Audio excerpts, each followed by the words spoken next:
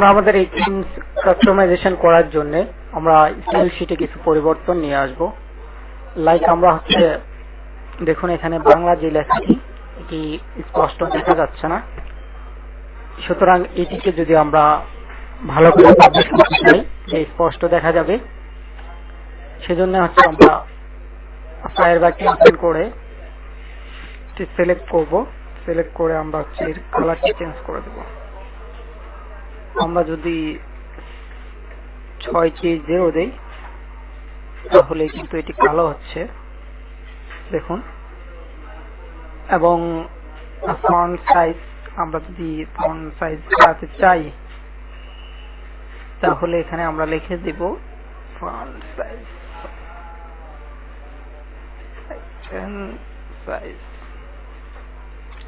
এই লিখে আমরা হচ্ছে 15 px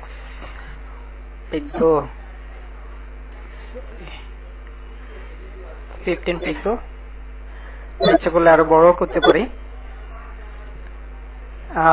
আমরা হচ্ছে আমাদের ফন্ট সাইজটি এখানে আমরা টেস্ট করবো জাস্ট। দেন হচ্ছে আমরা ক্যাটাগরি css যেটি হচ্ছে ক্যাটাগরি উইডজেস এর আন্ডারে লাইন হচ্ছে আমাদের 87, সেখানে গিয়ে আমরা এটি চেঞ্জ করব। সেটা আমরা এক এক করে চেঞ্জ করে আমরা হচ্ছে আপলোড করব আমাদের সাইটে। সেজন্য আমরা আমাদের যে থিমসটি আছে থিমস এন্ড প্লাগইনস থিমস, দেন হচ্ছে আমাদের যে স্টাইল শীট, স্টাইলের ভিতরে স্টাইল শীট, স্টাইলের ভিতরে স্টাইল শীটটি আমাদের যেটি দেখতে হবে এটি যেখানে আছে তা হলো আমরা আমাদের এই থিমসের জন্য স্টাইলে প্রবেশ করব। ডিফল্ট, যেহেতু ডিফল্ট আমরা স্টাইল শীট সিলেক্ট করেছি, সুতরাং এর category.css দেখুন এখানে category.css, সুতরাং এটি আমরা ওপেন করব মাইক্রোমিডিয়া রিমুভারে। দেন হচ্ছে আমরা এটি যখন মাইক্রোমিডিয়া রিমুভারে ওপেন করব তখন হচ্ছে আমরা যে আমাদের লাইন নাম্বারটি আছে 87 সেখানে যাব। এই যে ক্যাট উইডজেট সেখানে আমরা হচ্ছে আমাদের এই যে কালার কোডটি আছে সেটি আমরা 340 করে দেব। দেন হচ্ছে আমরা যদি ফন্ট সাইজ দিতে চাই তাহলে এখানে এন্টার দিয়ে আমরা ফন্ট সাইজটি এখানে লিখে দেব, যেমন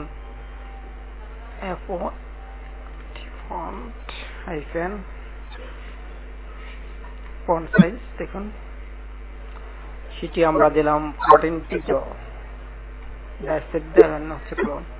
এটা দিয়ে সেট দিলাম। আমরা আপনাদের একটি কাজ মাত্র করতে পেরেছি স্টাইল শীটের। এভাবে আমরা সবগুলো কাজ করে দেন হচ্ছে আমাদের থিমটি গিয়ে আমাদের স্টাইল শীটটিকে আবার নতুন করে আপলোড করব।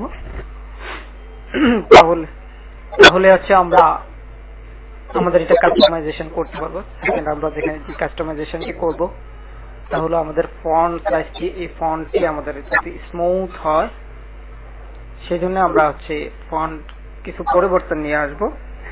আমরা এটি স্মুথ করার জন্য আমরা হচ্ছে ফন্ট বাংলা ফন্টটি এখানে লিখে দিব যে ফন্ট ফ্যামিলি যেটি আছে ফন্ট আইকন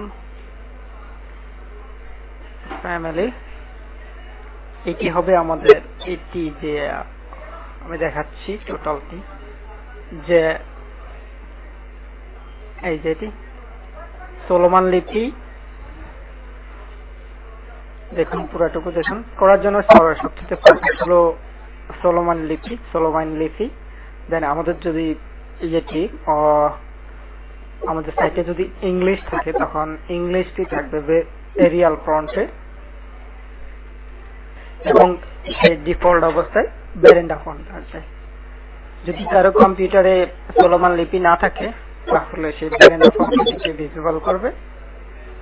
আর যদি আমাদের সাইটে কোনো ইংলিশ থাকে তাহলে সে হচ্ছে এরিয়াল ফন্টে ভিজিবল করবে, শো করবে। সুতরাং এই কথাটি হচ্ছে আমরা আমাদের সাইটে ফন্ট ফ্যামিলি আমরা আমাদের সাইটে দিয়ে দিলে তখন হচ্ছে আমাদের সাইটটি বাংলা হয়ে যাবে অটোমেটিকলি। বাংলা পোস্ট দিলে সে এটিকে স্মুথলি বাংলা হিসাবে নিয়ে নেবে। আমরা যদি সাইটের কালারটিকে আরেকটু স্মুথ করতে চাই তাহলে হচ্ছে 644 দিয়ে দেব, তাহলে খুব স্মুথলি এটি শো করবে। সুতরাং এই কাজটি আমরা করব হচ্ছে যে একই লাইনে লাইন নাম্বার 87 এ গেলে আমরা হচ্ছে ক্যাটাগরি উইডথ এটি পাবো। তো চলুন আমরা আগে কপি করে নিচ্ছি এখান থেকে টোটালে। ড্রিমওভারে চলে আসলাম, ড্রিমওভারে এসে আমরা এন্টার দিয়ে ফন্ট ফ্যামিলি আমাদের কি হবে সেটির জন্য আমরা ফন্ট ফ্যামিলিটি আমি দিচ্ছি। এখান থেকে টোটালে কপি করে আমি ফন্ট ফ্যামিলিটি এখানে বসিয়ে দিচ্ছি।